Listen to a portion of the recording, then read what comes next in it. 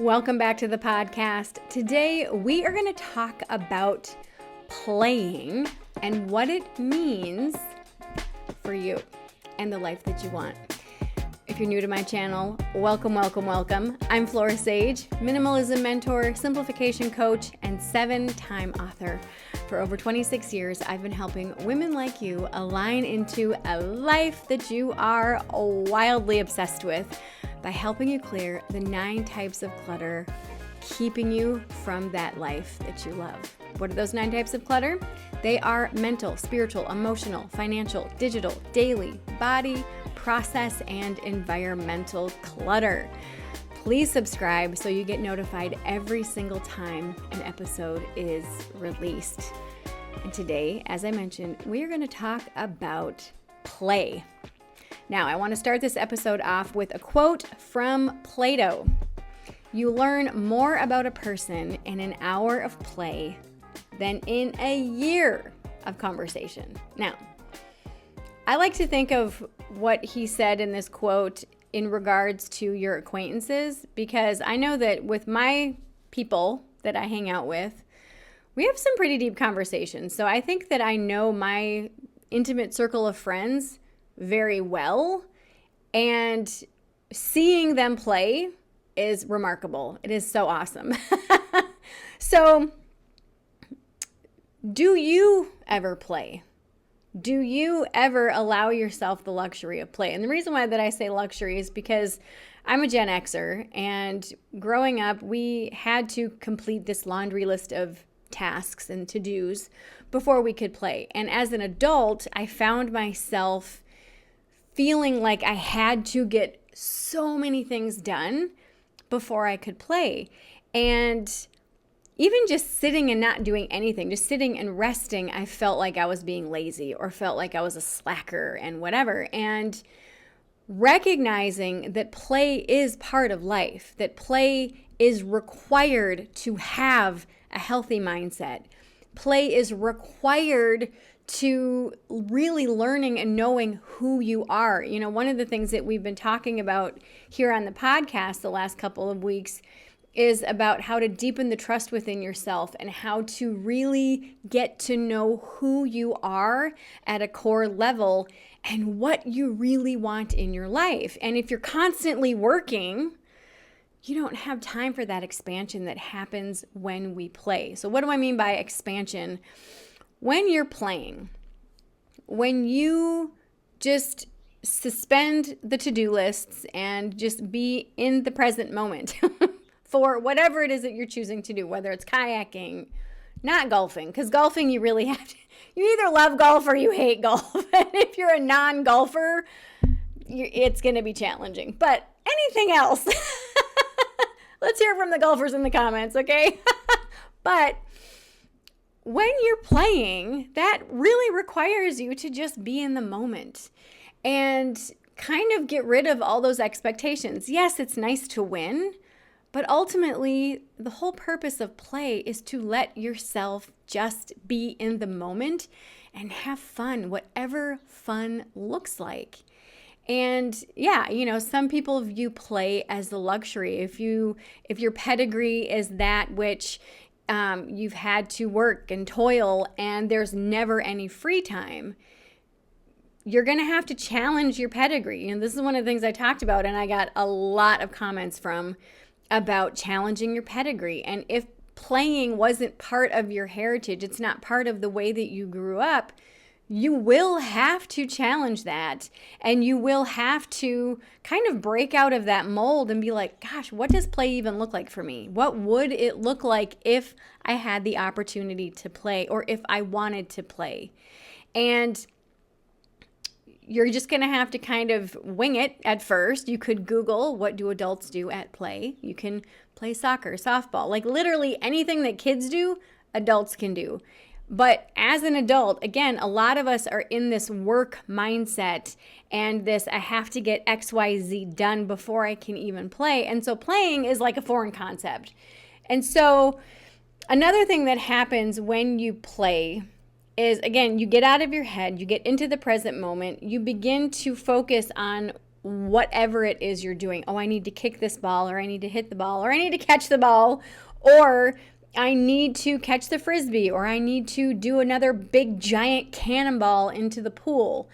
And, like the last couple of times that I've been to Hawaii visiting my son who lives there, I've noticed people at the beaches, and you can tell the ones that are fully immersed in the energy of the sun and the sand and Hawaii and just all things tropical, versus the ones that are the influencers and the ones that are there to be seen and the ones that are there and they're all up in their head. And those are the people that are really not playing. Those are the people that are really just kind of stuck in this work mode or in this mode of appearances instead of actually being in the moment.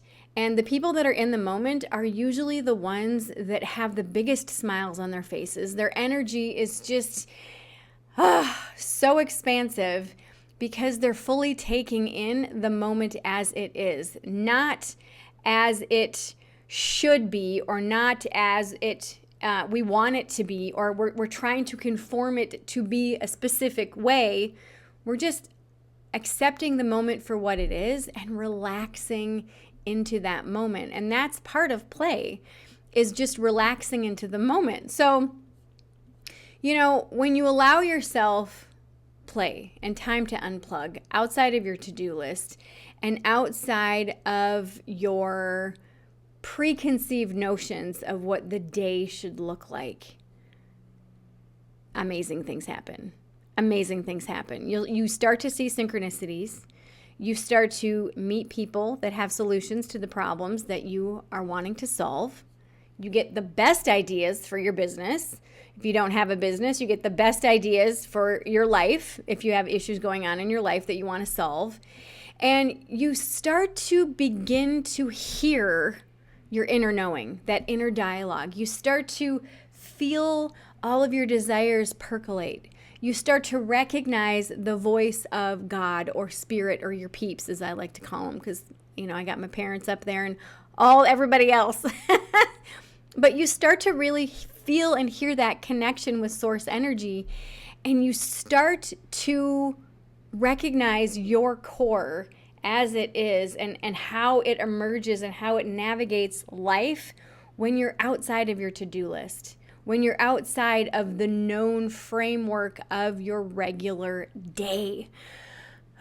It's so good because you allow yourself to be in the moment. You allow yourself to recognize and hear, like I said, source as well as yourself, and those things that have been eluding you, like, what is my purpose? Like, what do I want? What do I really crave in life? Those things emerge during play. And also, when we're at play, we tend to reflect on our life. While there is a lull, I can't talk. While there is a lull in activity, let's just say that you're on a boat and you're cruising along the bay or whatever, and then you just stop and you just watch, you just notice. What happens is you start to reflect on those things that are so good in your life, and you start to reflect on those things that you want more of and the things you want less of. And this is how we start to prioritize our life. This is how we start to recognize what season of life that you're in. I mean, this is the foundation of all the work that we do together. What's your dream life? What do you want? What do you want? What season of life are you in? And within this season, within this container, again, the season of life that you're in is the container that your life is in right now. Raising babies, empty nester, building a business, all the things. That's the container of life. That's the season of life. Within this season, what are my priorities? And then that's when you choose the actions, aka goals, to take to stay within these priorities, to expand and have an amazing season that your life is right now. And play will help you get and gain clarity on all those things that are eluding you right now. Because I've had a lot of people respond to many of the past episodes that we've had over the last couple of months, and they're just like, I don't know what my purpose is. If you allow yourself to play and be fully in the moment, your purpose is going to emerge, your desires are going to emerge, and you are going to feel that core, authentic you emerge faster than ever before. Now, the coolest thing, when you are in your authentic self, that vibration of authenticity is even higher than the vibration of love. Those of you who know the vibratory scale, you know that people have said love is the highest vibration. It's not. Authenticity, when you are living in your authentic self, that is higher of a vibration than love. Think about that. Huge, right? This is how you can learn your purpose and know it and know yourself so that you can begin to trust yourself like you never have before. Ooh, this is good stuff. So, one of the things that I would recommend is play. Play over the next couple of weeks. Make it a point to play. If you're not quite sure what you want to do, go to any sporting goods store and just walk around and say, what did I used to do that I love to do, but I don't do it now? Could it be tennis, pickleball? Pickleball is taking off like wildfire right now. It could be swimming. It could be surfing, paddleboarding. It could be bocce ball, whatever it is. Pick it. My sister and her husband do curling. It's quite fascinating, actually.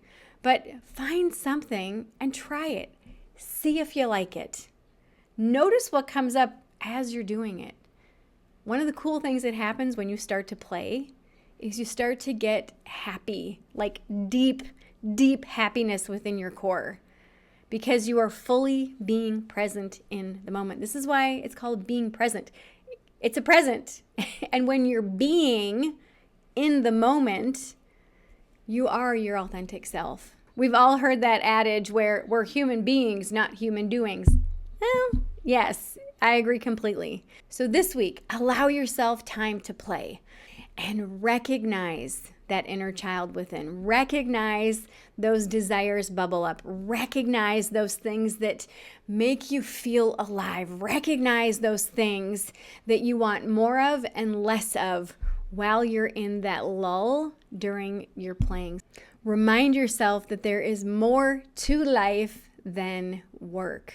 And recognize that the more that you play, the more ideas you're going to get, the more energy you will have because you are moving your body, and the more connected that you'll feel to your true core authentic self.